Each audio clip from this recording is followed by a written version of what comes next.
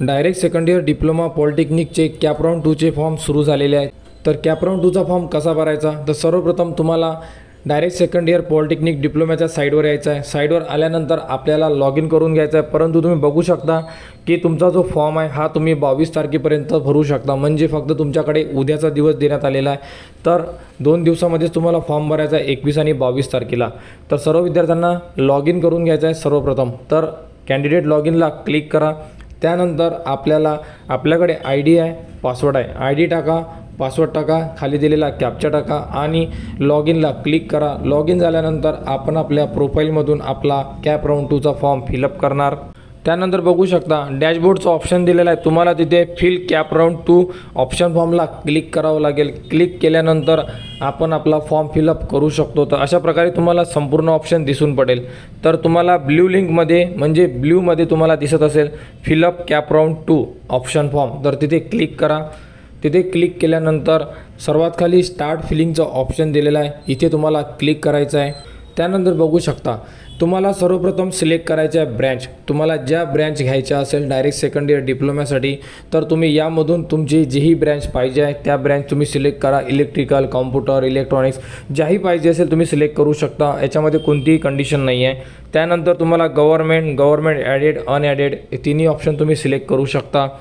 त्यानंतर ऑटोनॉमस आणि non autonomous दोन्ही ऑप्शनला क्लिक करून घ्या। त्यानंतर मायनॉरिटी आणि नॉन मायनॉरिटी, तर तुम्ही फॉर्ममध्ये मायनॉरिटी घेतली असेल तरच तुम्हाला यस करणं आहे, जर तुम्ही घेतलेली नसेल तर तुम्ही नॉन मायनॉरिटीला क्लिक करा। त्यानंतर तुम्हाला सिलेक्ट करायचं आहे ते म्हणजे डिस्ट्रिक्ट। तुम्ही रिजन वाईजसुद्धा सिलेक्ट करू शकता किंवा जिल्ह्यावाईज म्हणजे डिस्ट्रिक्ट वाईजसुद्धा सिलेक्ट करू शकता। तर तुम्हाला जर स्पेसिफिक डिस्ट्रिक्टमध्ये जर ॲडमिशन घ्यायची असेल तर तेवढ्याच डिस्ट्रिक्ट सिलेक्ट करा, म्हणजे आपल्याला ऑप्शन टाकायला खूप इझी जाणार। तर तुम्हाला ज्याही डिस्ट्रिक्टमध्ये ॲडमिशन घ्यायची आहे यामधून तुम्ही त्या डिस्ट्रिक्ट सिलेक्ट करून घ्या आणि मायनॉरिटी असेल तरच येस करा, अदरवाईज तिथे तुम्ही नोवर टिक करू शकता। अशा प्रकारे संपूर्ण माहिती फिल करून घ्या आणि त्यानंतर सेव्ह अँड प्रोसीडला क्लिक करा। सेव्ह अँड प्रोसीडला क्लिक केल्यानंतर तुमच्यासमोर संपूर्ण कॉलेजची लिस्ट उपलब्ध होणार।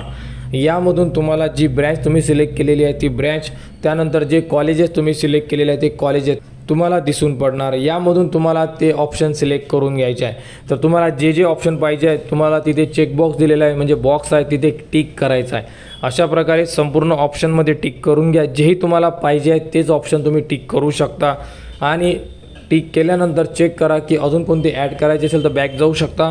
जर टाकलेले कॉलेजमध्ये सॅटिस्फाईड असेल तेवढेच ठेवायचे असेल तर तुम्ही सेव्ह अँड प्रोसीडला क्लिक करा। त्यानंतर बघू शकता अशा प्रकारे तुम्ही सिलेक्ट केलेले कॉलेज दिसून पडेल। तुमच्या टॉपला 2 ॲरो दिलेले आहे, अप आणि डाऊन, तर तिथून तुम्ही कॉलेजला क्लिक करून अप आणि डाऊन करू शकता, म्हणजे सिक्वेन्स चेंज करू शकता।